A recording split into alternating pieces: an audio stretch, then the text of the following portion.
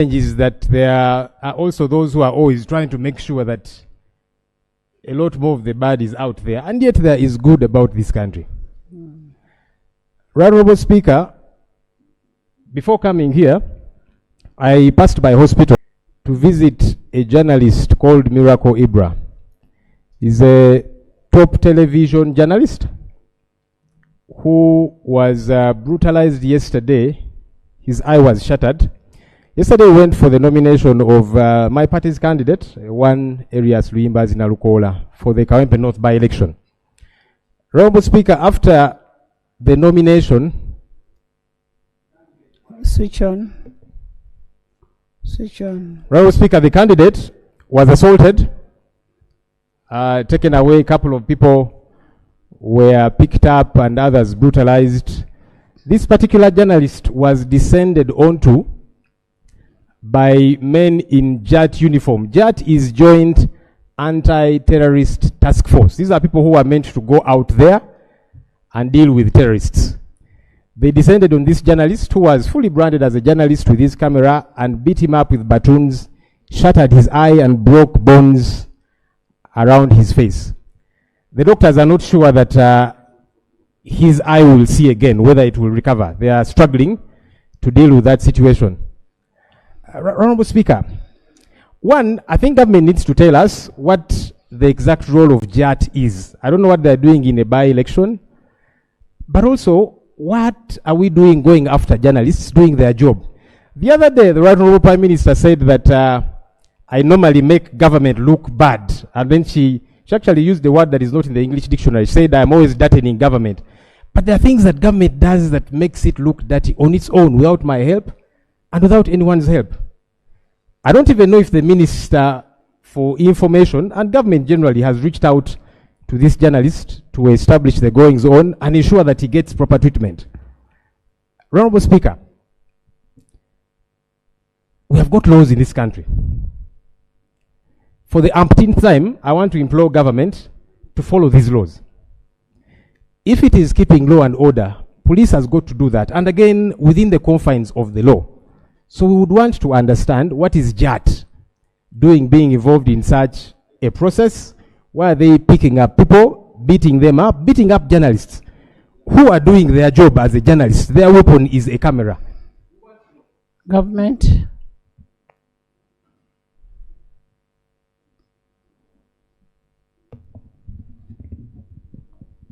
Thank you. Thank you, Madam Speaker. The Right Honorable Prime Minister yesterday but one made a statement when the leader of opposition made a statement here. What he's saying, we sympathize with the person who has been injured, and also to note that some of these actions are not sanctioned by government, but also it is important. You can imagine now, it's important that when you come on the floor of the House, you come at least with some details so that we know where to start from. Like now, you are claiming that these people who beat this person are members of JAT. How can now government know at this material time whether this was a police person, whether it was a goon, or something else? So it's important, Madam Speaker, that we take, while this House is a place where we should represent our people. While this House is a place we should represent our people. It's a place of record. It's a place of record. It's a place of action. You are not going to come and say JAT people or police or military. We don't know, but we shall cross-check what happened. Honorable LOP, it is very, very unfortunate. It is very, very unfortunate that whatever happened to the gentleman in hospital, that is regrettable. But what we need to find out, because nobody is above the law, what we need to find out, who in particular, because I believe there are other people, there were other journalists who were there. There could be somebody who could have taken a picture of the person who brutalized the patient. Let's have that information and then we make a follow-up of that information, and we take action. I mean, government cannot sanction and say, go and brutalize so and so. Who is that person to be brutalized? I appreciate you, Right Honourable Speaker, for that guidance.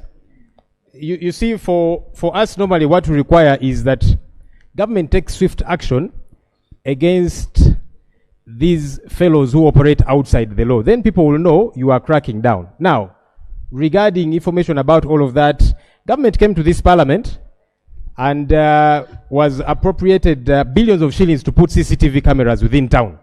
So I'd expected government, through the Minister of State here, to say, we are going to immediately follow up this matter, because you have got CCTV cameras, as opposed to going on quick defense. Honorable. And I can also direct you to the hospital where he is. He's in Zambia Hospital. He's called Miracle Ibra. Honorable, he who alleges must prove beyond reasonable doubt. You have said it is the government and it is the judge. Please bring. I mean, we must put these people to where they belong. We must hold these people accountable. Because if it is true that these judge people did all this, why would they beat that young man? Why? That is the question we are asking, why? And where did the incidents take place from? Kawempe. Honorable Minister, maybe you need to check it out with the internal affairs. If you have the cameras there, we could be able to find out.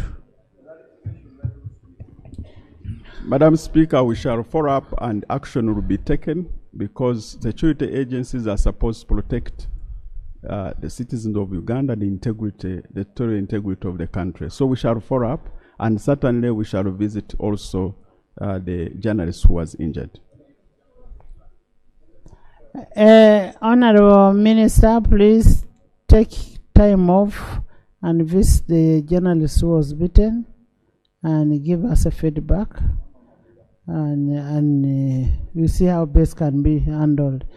In the public gallery this afternoon, we have student leaders from Bugema University. Thank you, Right Honourable Speaker, for giving me this opportunity. I join you and my other colleagues. Very much. On Friday in the evening is when we will be looking for the moon.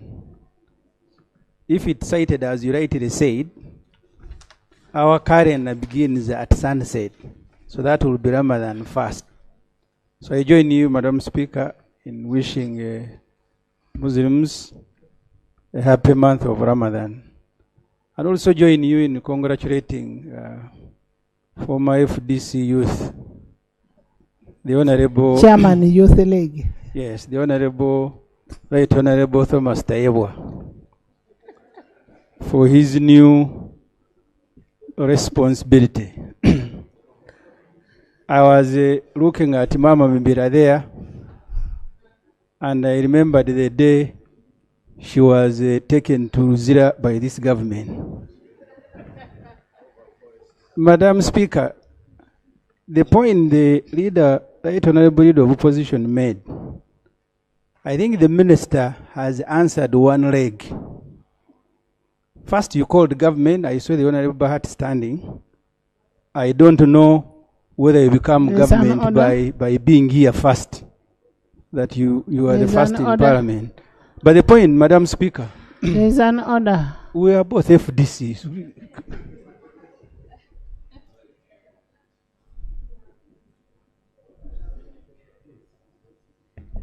Thank you, Right Honourable Speaker. I just want first of all to congratulate the Deputy Speaker for the achievement and the appointment. On the point of order, my brother, Honourable Ssemujju. I want to look at your eyes. You know, you're covering your very beautiful eyes.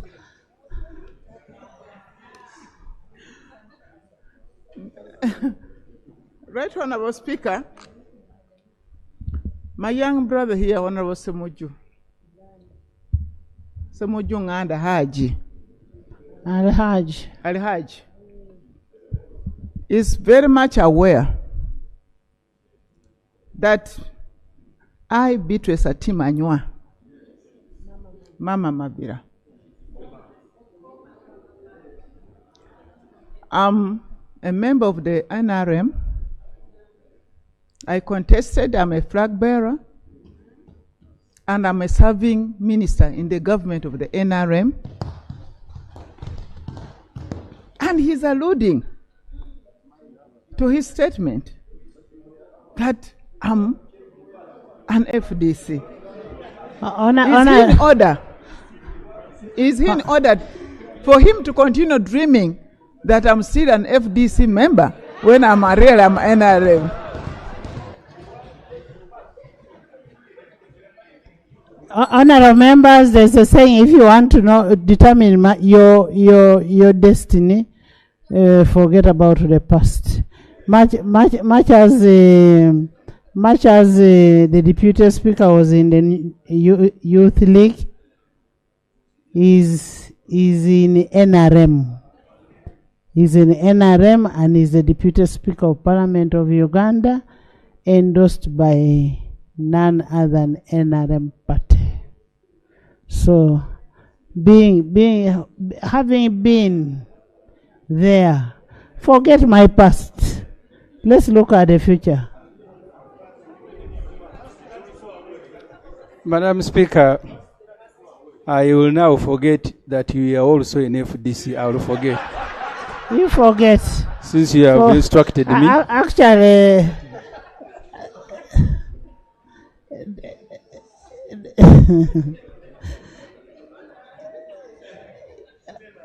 I have not been, I was there and I left there. I don't regret leaving. Yeah, Madam Speaker, I take your counsel, I will forget. But the question Honorable Government was answering, the leader of opposition singled out the journalist, but the point he was making was about deployment of JAT, Joint Anti-Terrorism, to deal with issues of election that are not terrorism. That's what you must answer as government. Why must you have joint anti-terrorism? Because, Madam Speaker, we all have videos of a NUP candidate being grabbed, tearing his shirt, beating people who were with him. The journalist was just unlucky that he was severely beaten. But if anyone wants, I have these videos here, we can play them, of jet beating, shooting. That's what governments must answer. Since when did the elections become terrorism? That you must deploy joint anti-terrorism. I thought that the Honorable Bahati, who by arriving early in Parliament has become permanent in the government. Each time they call government, he stands up. And I was about, Madam Speaker, to complain because the front bench is full of all the junior ministers. There's an order.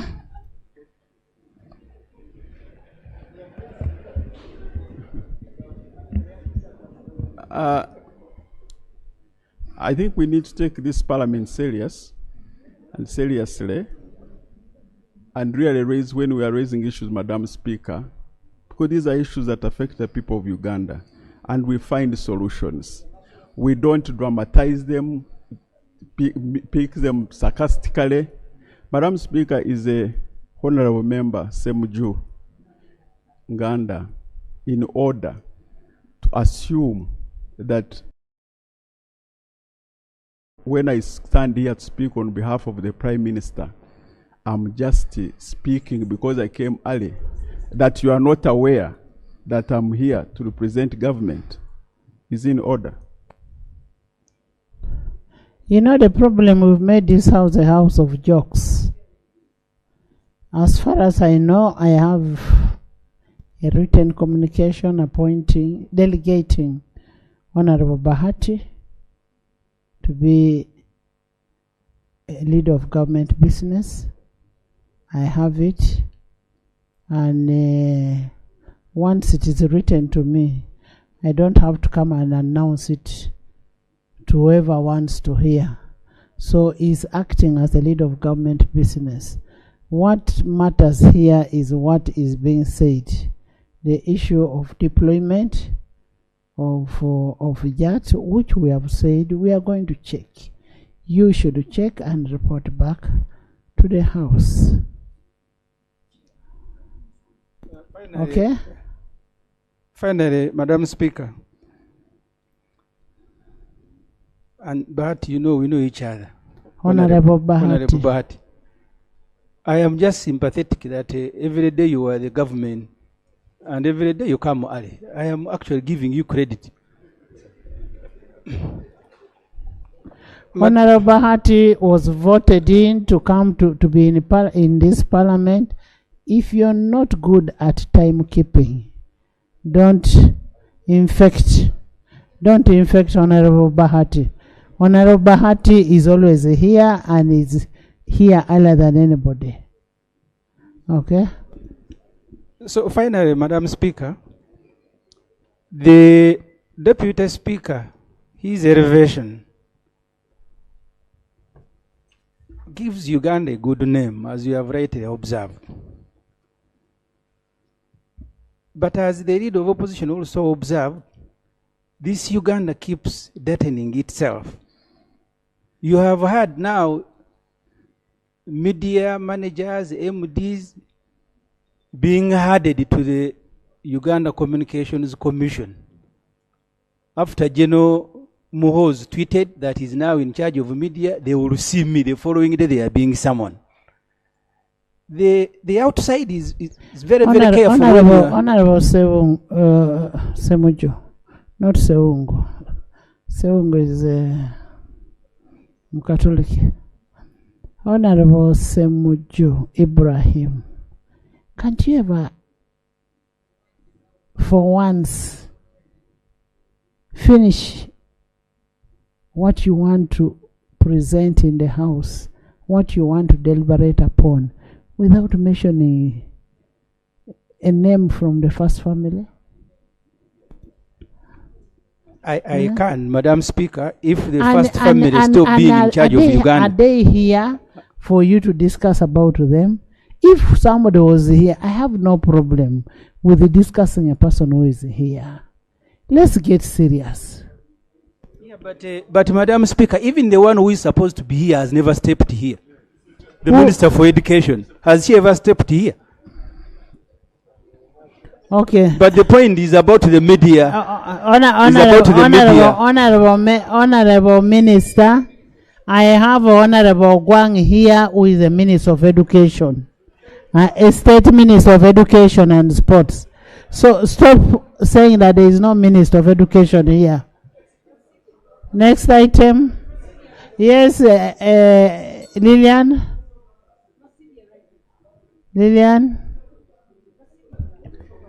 Right, Honorable Speaker, I want to thank you for this opportunity. Right,